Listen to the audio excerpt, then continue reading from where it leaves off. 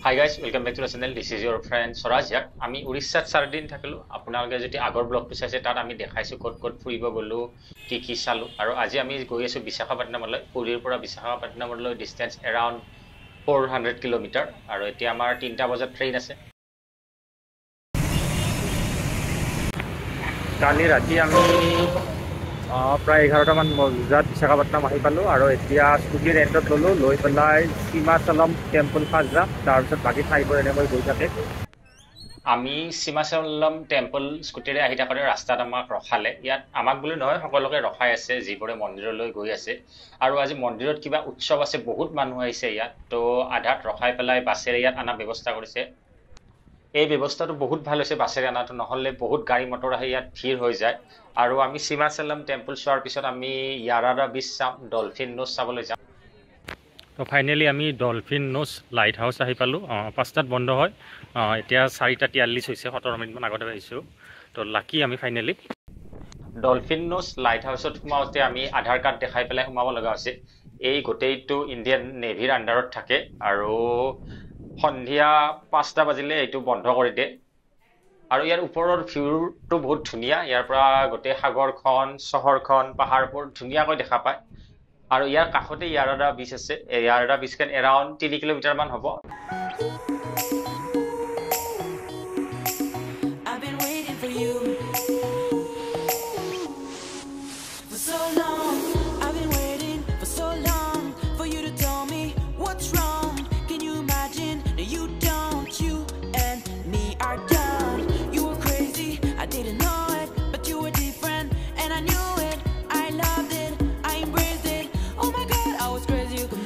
আমি ইয়াৰাডা বিচ আহি পালোঁ আৰু ভাইজেক বিশাখাপট্টনমৰ আটাইতকৈ বিউটিফুল বিচ বুলি কয় এইখনত। তো এইখন চাবৰ কাৰণে আহিছোঁ।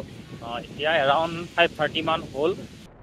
ইয়াৰ ভিউটো চাই লওক, ইমান মজা, একেবাৰে ক্লিন, নীলা পানী আৰু এইপিনে আছে পাহাৰ।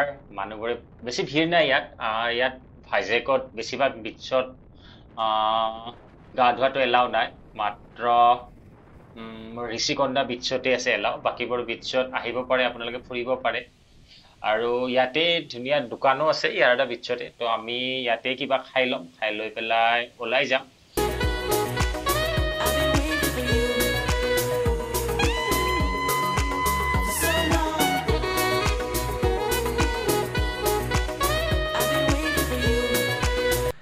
ইয়াৰাডা বিচ চাই আহি পেলাই আমি হোটেলত ফ্ৰেছ হ'লোঁ আৰু এতিয়া RK বিচ চাবৰ কাৰণে গৈ আছোঁ। এতিয়া এৰাউণ্ড 9:30 মান হৈছে আৰু আমাৰ হোটেলৰ পৰা বেছি দূৰ নহয়। এই RK বিচখন এৰাউণ্ড 1.5 কিলোমিটাৰমান হয়। তো ৰাতিৰ পৰিৱেশটো বহুত ধুনীয়া লাগে ইয়াৰ, তাকে চাব আহিছোঁ।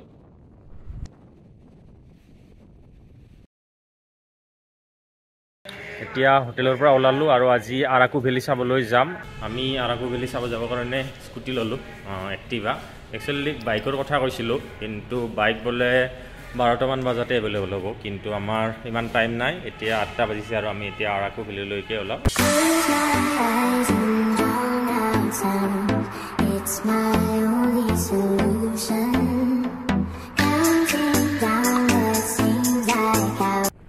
আৰাকু ভেলী বহুতে ট্ৰেইনত যায়, ট্ৰেইনেৰে গ'লে বহুতটা টানেল পাৰ হৈ মাজে মাজে যাব লাগে।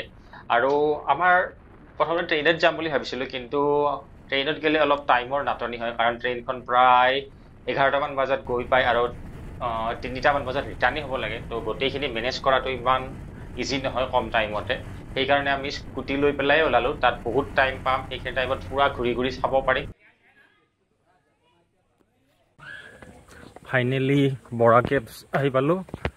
ৰাস্তাতে আমি বৰা কেবৰ পিছত বেম্বো বিৰিয়ানী আৰু বেম্বো চিকেন অৰ্ডাৰ দি আহিলোঁ আৰু এতিয়া গৈ আছোঁ লাহে লাহে আগবাঢ়ি পেলাই।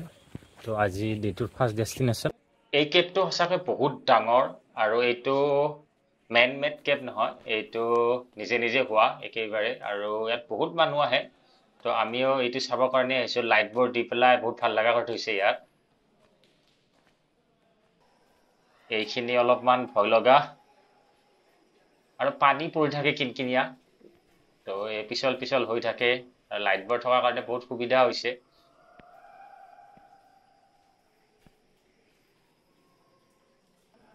কিছুমান ঠাইত ভিউটো বহুত ধুনীয়া। এইখিনি ভিউটো একেবাৰে বহুত ধুনীয়া, একেবাৰে মজা লাগিছে ইয়াৰ ভিউটো। আৰু ইয়াত লিখা আছে বৰা কেভছৰ বিষয়ে। আৰু আমি বেম্বো বিৰিয়ানী অৰ্ডাৰ যে দিছিলোঁ, এইবোৰ এনেকৈ ইয়াত পুৰি থাকে। বেম্বো চিকেনো অৰ্ডাৰ দিছিলোঁ। বেম্বো চিকেন হাফ কিলোত 300 টকা লৈছিলে, আৰু বেম্বো বিৰিয়ানী 1 কিলো থাকে, 1 কিলোত লৈছিলে 600 ৰুপিজ। আৰু আমি দুজনৰ কাৰণে অৰ্ডাৰ দিছোঁ। তো আপোনালোকে যদি দুজন আহে, দুজনৰ কাৰণে আচলতে বহুত বেছি হৈ যায়। তো আপোনালোকে 3জনমান আহিলে এইটো ধুনীয়াকৈ খাব পাৰিব আমাৰ 900 টকা গ'লে। আৰু টেষ্টটো কিন্তু মজা আছিলে, আৰু বহুত ধুনীয়াকৈ চাৰ্ভ কৰি দিয়ে গৰম গৰম। অৰ্ডাৰ দি নগ'লেও আপোনালোকে পায়, কিন্তু অৰ্ডাৰ দি গ'লে কি হয়, ফাষ্ট হয়। আৰু আজি আমাৰ সন্ধিয়া ইয়াৰ পৰা গৈ পাই পেলাই আৰু দুটামান ভাইজাগত বস্তু চাব লগা আছে। সেইকাৰণে আমি ইয়াত টাইমবোৰ বেছি ৱেষ্ট কৰা নাই। তো যিমান সোনকালে পাৰোঁ ইয়াৰ পৰা বস্তুবোৰ চাই পেলাই ওলাই যাম। ইয়াৰ পিছত আৰু বহুত বস্তু চাব লগা আছে। আৰু ইয়াত বস্তুটো বহুত ক্লিনো হয়, আৰু ভাইজাগৰ বিৰিয়ানী যিমানেই খাইছোঁ বহুত টেষ্টি। খাই পেলাই এতিয়া কাটিকি ৱাটাৰফল চাবৰ কাৰণে ওলাই আহিছোঁ। বৰা কেভৰ পৰা এৰাউণ্ড 7 কিলোমিটাৰমান হয়। তো এতিয়া কাটিকি ৱাটাৰফল চাবৰ কাৰণে গৈ আছোঁ।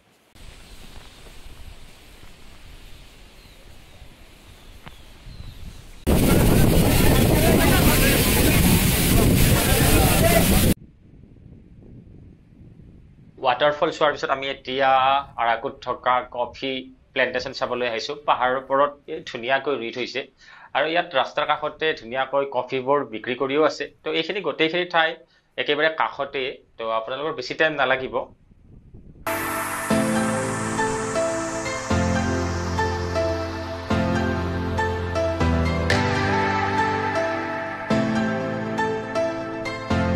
কুৰচুৰা সাবমেৰিন চাবৰ কাৰণে আহিলোঁ। এইখন RK বিচত আছে। আমি আৰাকু ভেলীৰ পৰা অলপ সোনকালে ওলাই আহিলোঁ, কাৰণ এই কুৰচুৰা সাবমেৰিনখন ইভিনিং 8টা বজালৈকে খোলা থাকে। আৰু যোৱাকালিও আমাৰ এইখন চোৱা নহ'ল, তো সেইকাৰণে আজি যিমান পাৰোঁ সিমান সোনকালে ওলাই আহিলোঁ। আৰু অহাকালি মানডে, আৰু মানডে থাকে ক্ল'জ। আৰু এতিয়া ভিতৰত সোমাই পেলাই চাই আছোঁ। আৰু ইণ্ডিয়াত এনেকৈ চাব পৰা সাবমেৰিন এইখনেই আছে বুলি মই গুগলত চাৰ্চ কৰোঁতে পালোঁ। তো ধুনীয়া লাগিছে এইবোৰ, ইয়াত থকা বস্তুবোৰ দেখি পেলাই বহুত এটা বেলেগ এক্সপিৰিয়েঞ্চ। তো আপোনালোকে আহিলেও ইয়াত আহিব। আৰু ভাইজাগখন সঁচাকৈ বহুত ধুনীয়া, চাব লগা ঠাই। আৰু এই কুৰচুৰা সাবমেৰিনৰ অপজিটত এইটো এটা এয়াৰক্ৰাফ্ট মিউজিয়াম আছে, তাত যাওঁ এতিয়া। আজি আমাৰ ভাইজাগত 3 নম্বৰ দিন, আৰু প্ৰথমে আমি হোটেল চেক আউট কৰিলোঁ 8টামান বজাতে। চেক আউট কৰি কিন্তু আজি স্কুটিখন তথাপিও ৰাখিছোঁ আমাৰ লগত। আমি ষ্ট'ৰ ৰুমত আমাৰ বস্তুখিনি, বেগখিনি বিশেষকৈ থৈ আহিলোঁ। আৰু আজি স্কুটিৰে ঘূৰিম গোটেই ঠাইখিনি, বহুত চাব লগা আছে। তো এতিয়া ফাৰ্ষ্ট আহিছোঁ ফিছিং হাৰ্বাৰ। আৰু এই ফিছিং হাৰ্বাৰটো ৰাতিপুৱা 5টাৰ পৰা দুপৰীয়া 12টা বজালৈকে খোলা থাকে। তো ইয়াত আন্ধাৰ বহুত ঠাইলৈকে মাছবোৰ ছাপ্লাই কৰা হয়। তো আমি সেইটো চাবৰ কাৰণে আহিছোঁ। চাৰিওপিনে মাছ আৰু মাছ একেবাৰে সাগৰৰ পৰা মাৰি আনি পেলাই ধুনীয়াকৈ বৰফ দি লৈ যোৱা হয়। আৰু ইয়াৰ পৰিৱেশটো একেবাৰে এমেজিং। সৰুৰ পৰাই পাই আছিলোঁ যে আন্ধাৰ মাছ। তো আজি আন্ধাৰত থকা এই যেতিয়া মাছখিনি চাইছোঁ, তো ইয়াৰ পৰিৱেশটো বেলেগ লাগিছে। এই ফিছিং হাৰ্বাৰটো আপোনালোকৰ RK বিচৰ বেছি দূৰত নহয়, প্ৰায় 3 কিলোমিটাৰমান দূৰত আহিলেই পাই যায়। আৰু আপোনালোকেও যদি ভাইজাগ আহে, RK বিচৰ কাষতেই হোটেল ৰুম ল'ব। RK বিচখন সঁচাকৈ বহুত ধুনীয়া, গোটেই পৰিৱেশটো ইয়াতেই পায়। চিটি লাইফেই হওক, বাকী সকলোখিনি বস্তু ইয়াতেই আছে, আৰু বহুত ধুনীয়া সঁচাকৈ। ফিছিং হাৰ্বাৰৰ পৰা আমি ওলাই আহিলোঁ, আৰু এতিয়া গৈ আছোঁ হিমলি। আৰু গোটেই সাগৰৰ পাৰে পাৰে গৈ আছোঁ আমি। সেইটো চাইডত, ৰাইট চাইডত সাগৰ আছে, আৰু গছবোৰ বহুত ধুনীয়াকৈ ৰুইছে ইয়াত, এটা হাইটৰ গোটেই গছবোৰ। আৰু আমাৰ তাতেও গছবোৰ ৰুৱে, কিন্তু কি হয়, এদিন পিছত এটা নতুন ৰাস্তা বনাব, আৰু এটা নতুন ৰাস্তা বনাব, বেছিভাগ গছ কটাই যাই থাকে। কিন্তু ইয়াত বহুত ডিচিপ্লিনত, বহুত প্লেন কৰি পেলাই ৰুইছে। আৰু পৰিৱেশটো বহুত ধুনীয়া লাগিছে, বহুত চাফা এই ভাইজাগ চহৰখন। আৰু সঁচাকৈ বহুত ধুনীয়া, সাগৰ, তাৰপিছত পাহাৰ, গোটেইখিনিয়ে আছে। আৰু ভিমলি বিচখনো বহুত ধুনীয়া। তো আজি তাতেই গৈ আছোঁ, এই ভিমলি বিচখন চাম। তাৰপিছত থোটলাগণ্ডা মনেষ্ট্ৰি আছে, তাৰপিছত নেচাৰেল আৰ্টছ আছে। এই গোটেইখিনি আমি আজি কভাৰ কৰিম। তো আজিৰ ট্ৰিপটো বহুত ধুনীয়া হ'ব, তো চাই থাকিব আমাৰ লগত। অকণমান ৰখিছোঁ ৰাস্তাৰ কাণৰ সাগৰ এই মজা ভিউ আৰু ইয়াত যিমান টাইম হ'লেও বহি থাকিব পৰা যাব আৰু এতিয়া আমি ফিমলি বিচ আহি পালোঁ আৰু এইটো জলপৰীৰ মূৰ্তি আছে আৰু ইয়াত ভিৰ বেছি নাই ইয়াতো গা ধোৱা এলাও নাই তো আমি ইয়াত আহিছোঁ ধুনীয়াকৈ ইয়াৰ পৰিৱেশটো চাবৰ কাৰণে আজি ৰাতিপুৱাই ওলাইছিলোঁ তো ইয়াৰ গোটেই বিচবোৰে বহুত ধুনীয়া দেই এইটো একেবাৰে চাব লগা এতিয়া আমি থটলাকন্দা বিচ আহি পালোঁ তো এনেকৈ বিচবোৰ চাই গৈছে গোটেইকেইদিনে একে লাইনতে আৰু ইয়াত নেচাৰেল আৰ্টছো আছে থটলাকন্দা বিচতে তো সেইখিনিও চাম পৰিৱেশটো ঘূৰি চাই পেলাই অনুভৱ কৰি আছোঁ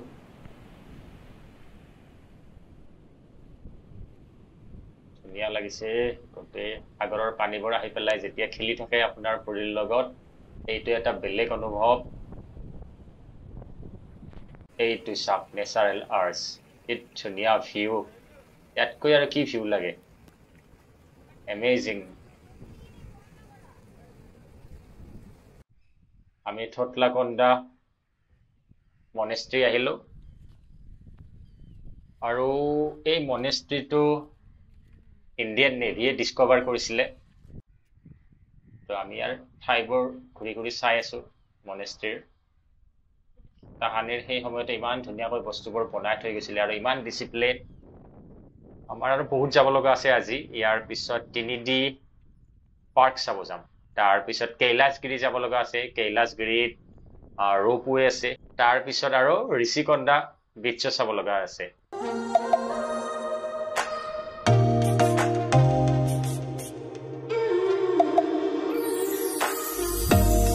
তিনিডি পাৰ্ক আহি পালোঁ আৰু এই জাহাজখন শ্ৰীলংকাৰ পৰা আহি ফাঁচি গৈছিলে ইয়াত আৰু এতিয়া চব মানুহ আহিলে ইয়াত সোমাই পেলাই এবাৰ চাই যায় এই জাহাজখন একেবাৰে ধুনীয়া ভিউ আৰু ইয়াৰ পিছত আমি কিবা খাবলৈ যাম খাই পেলাই কৈলাশগিৰিত সোমাম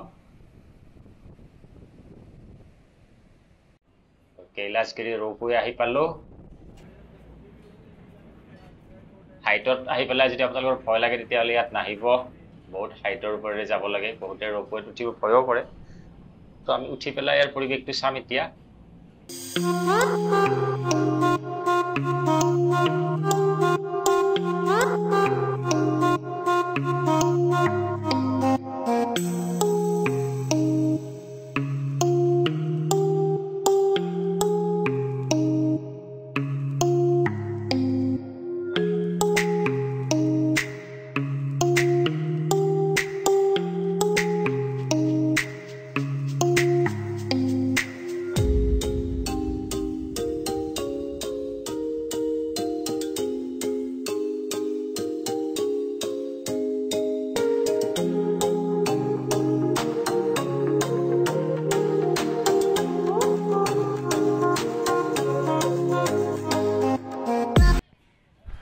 এতিয়া আমি ঋষিকন্দা বিচ আহিলোঁ আৰু ইয়াত বিভিন্ন এক্টিভিটি হয় আৰু ইয়াত গা ধোৱাও এলাও আছে তো বহুত মানুহে আহে আৰু এইখন বিচত যিমানেই সন্ধিয়া হ'ব মানুহৰ ভিৰ সিমানেই বাঢ়ি গৈ থাকে তো আমি ইয়াত আহিলোঁ আৰু বিভিন্ন এক্টিভিটি চলি থাকে স্কুবা ড্ৰাইভিং আৰু বিভিন্ন এক্টিভিটিবোৰ চলি থাকে এই বিচখনত তো এতিয়া এৰাউণ্ড 4:30 মান হৈছে তো আজি 10টাত গাড়ী আছে তো আমি ইয়াত প্ৰায় 6-7টা মানলৈকে থাকি পেলাই আৰু হোটেলত যাম হোটেলত ধৰি লওক 7টা মানত আমি স্কুটিখন হেণ্ডঅভাৰ কৰি দি পেলাই আমাৰ বস্তুখিনি লৈ আহিম তাৰ পৰা ইয়াৰ পৰিৱেশটো চাওক আমি খোজকাঢ়ি ঘূৰি আছোঁ বহুত সময়ো আছে আমাৰ লগত আৰু বিশাখাপট্টনমখনৰ ভিউ কিন্তু এমেজিং বহুত কম টুৰিষ্ট আহে বহুতে অভিজ্ঞ নহয় পুৰীত আহি পেলাই গুচি যায় কিন্তু পুৰী আহিলে ইয়াত আহিব আপোনালোকে বহুত ভাল পাব আহি পেলাই ইয়াত আমাৰ ভাইজাক বাই কোৱাৰ সময় আহি পালে ট্ৰেইন আহি পাইছে এতিয়া আজি ট্ৰেইনখন বহুত লেট আহিছে আৰু আজি ইয়াতেই এৰিছোঁ this is your friend Swaraj signing off today